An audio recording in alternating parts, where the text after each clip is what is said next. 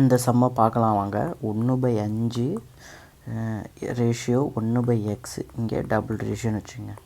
1/x dot 1/1.25 எக்ஸின் மதிப்பு காண்கன்னு கேட்குறாங்க. ஓகேங்களா? இப்படி போட்டாங்கன்னா இதுக்கு அர்த்தம் என்னன்னா ஈக்குவல்ட்டுன்னு அர்த்தம். அப்போ 1/5 ratio 1/x equal to 1/x ratio 1/1.25. ஓகேங்களா?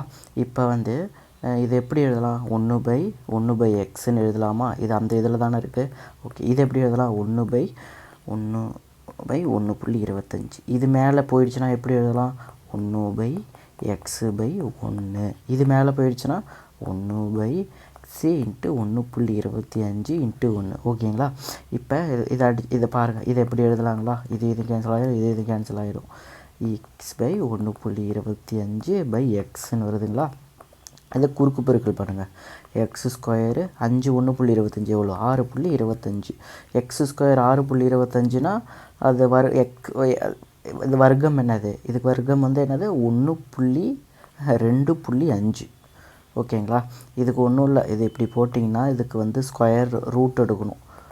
ரூட் எடுத்தால் இதை அடிச்சிங்கன்னா x = 2.5ன்னு கிடைக்கும். ஓகேங்களா?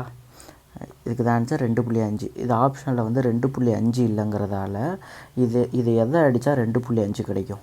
இதை அடித்தா மட்டும்தான் என்ன கிடைக்கும்? 2.5/2 கிடைக்கும். அப்போ இதுதான் ஆன்சர்.